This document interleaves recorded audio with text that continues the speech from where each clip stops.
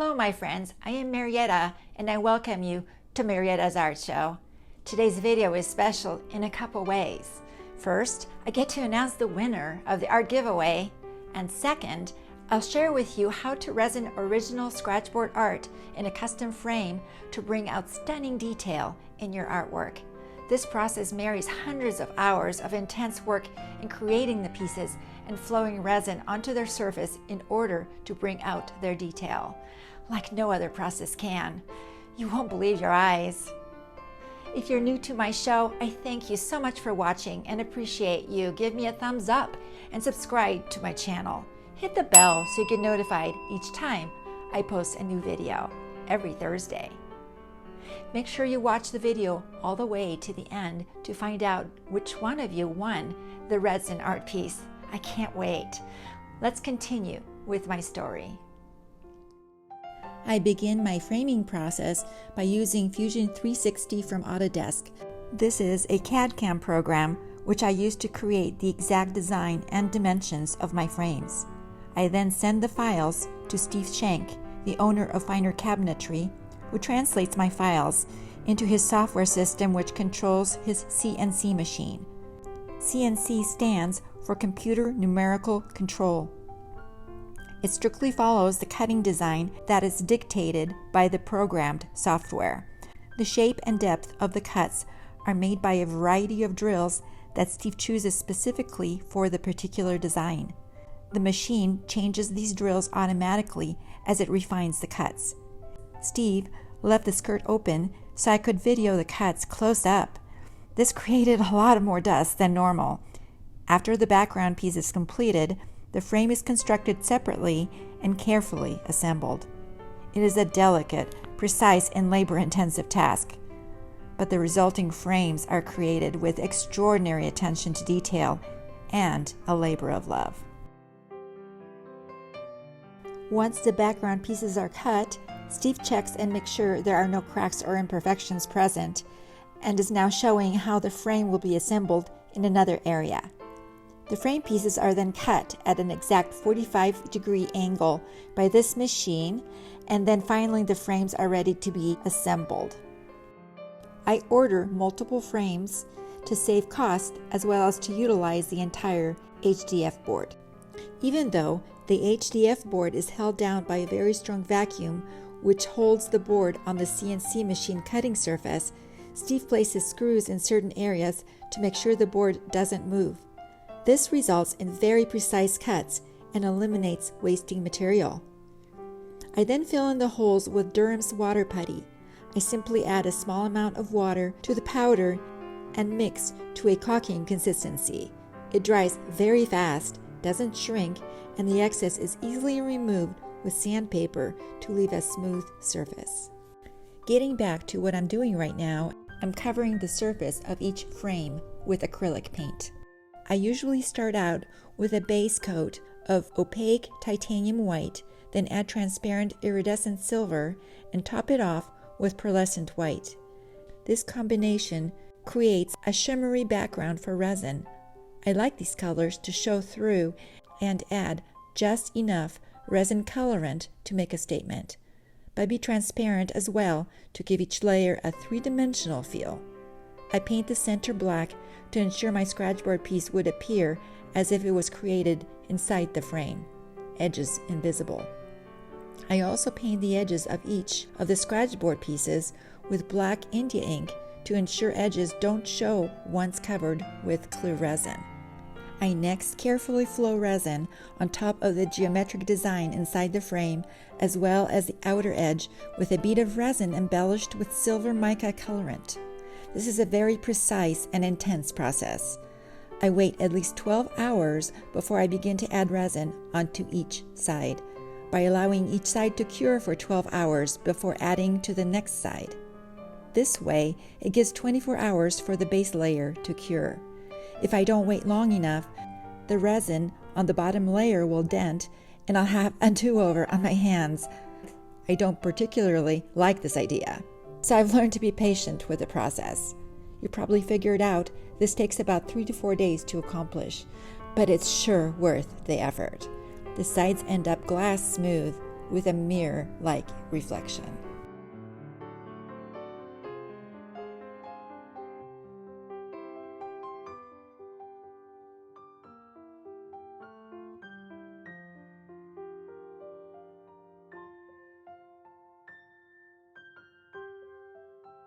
Now it's time to check all the edges for smoothness and any rough corners. More than not, I find some inconsistencies which I need to correct. If I wait longer than 24 hours, I stand the chance that the resin won't bond properly, which results in poor adhesion and more imperfections and an inferior result. Now I'm ready for the fun and creative part of the frame, the resin matting. I flow the resin together with colorants in between the raised detail. I am super careful to avoid dripping resin inside the black portion, which will receive the scratchboard piece, as well as the outer edge. I get to choose whatever pattern and colorants I want. My goal is to create a unique blend that complements each art piece. This is the greatest and most rewarding part of creating this frame, the moment I allow my imagination to flow with the resin and get lost in the creative process. I decided to add a resin pattern to the base of each with a color palette which enhances the eyes of each animal, or adds interest to the subject. I feel this creates harmony of color and texture in each piece that is unsurpassed compared to any other medium I've ever tried.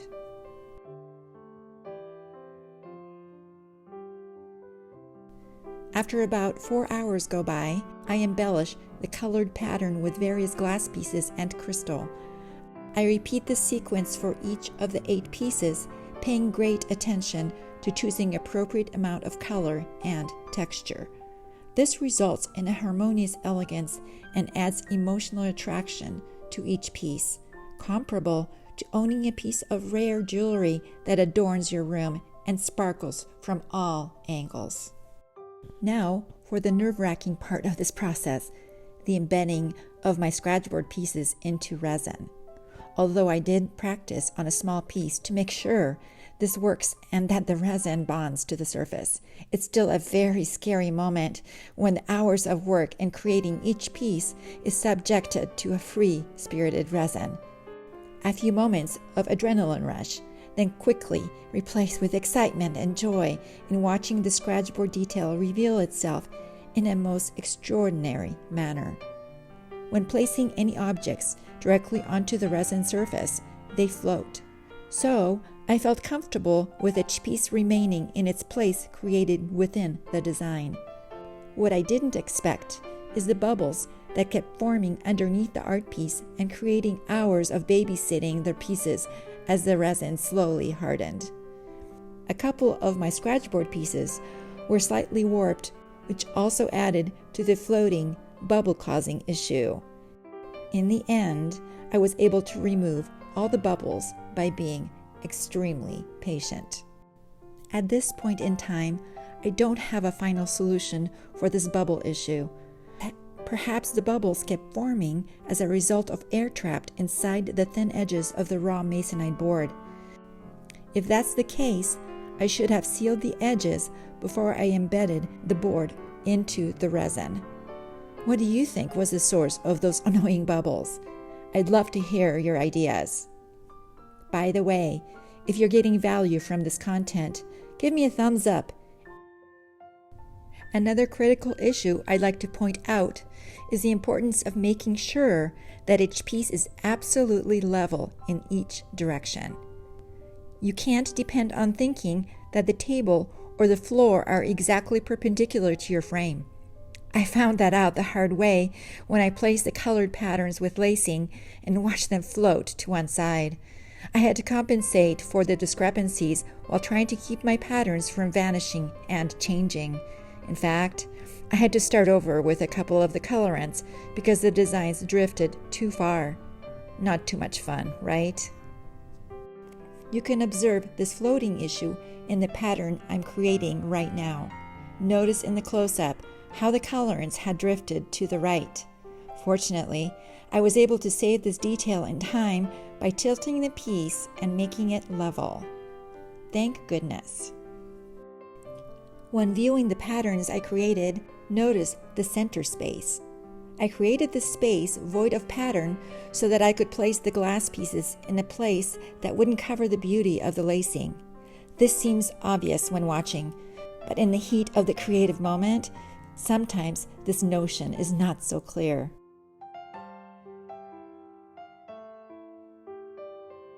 Once the third resin layer sets for about 12 hours, I flood the entire piece with a clear surface coating. This is what gives the surface its glass-like, flawless appearance.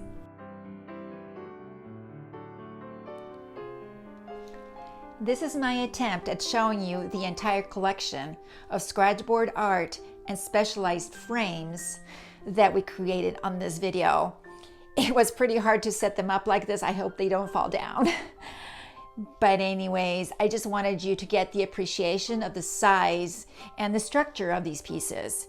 The resin really made the eyes pop, and the blacks are so black, and the scratchboard art really shows the little details of the scratches.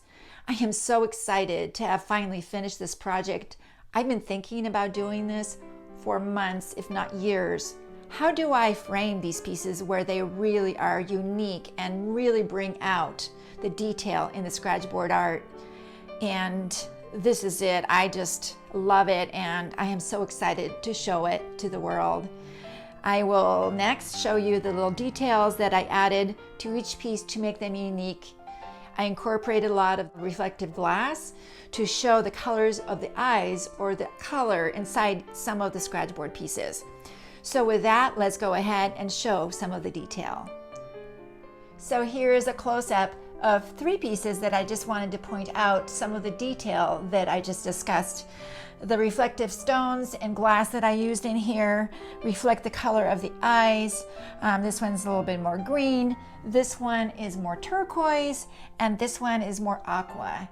And it was so much fun to do that because really I used clear glass and reflective glass, but I made the resin underneath it the right color for the eyes, and it comes through the stones, which is so cool and exciting. I also added a pattern that's individual to each one, cells or lacing as you call it. And also the matting is different for each one. I made the matting with resin, of course, and I wanted to differentiate each one for its character. So each one has a different kind of feel, a different kind of message. I'm really excited about how it all turned out. Then they're 3-dimensional now. I apologize for any kind of shine that you might see in here. It's super difficult to film resin, especially when it's glass smooth and really reflective like this, which makes it so beautiful, but it really is difficult to actually capture on camera. I'm going to grab the camera now so you can see a little bit more of the detail even closer up with hopefully not as much reflection.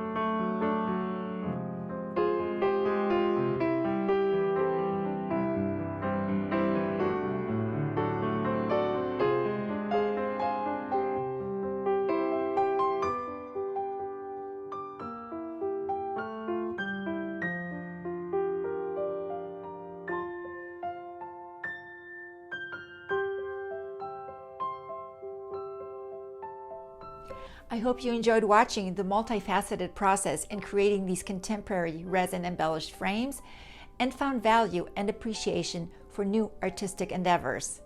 It's been a very long and tedious journey to finally realize my dream, but it was so worth the effort. If you find value in my content, I appreciate you subscribe to my channel and hit the bell so you get notified each time I post a new video. Now let's get to the moment we've all been waiting for, unveiling the winner of the art giveaway. I place the names of those of you who have followed my directions into this bowl.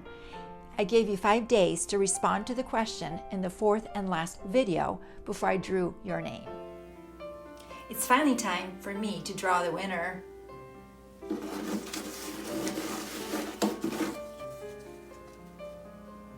Janice Smith, congratulations. I can't wait to give this to you. I can't wait to see the reaction of our winner. So for now, happy arting, bardzo dziękuję. Thank you so much in taking part in this. Until the next time.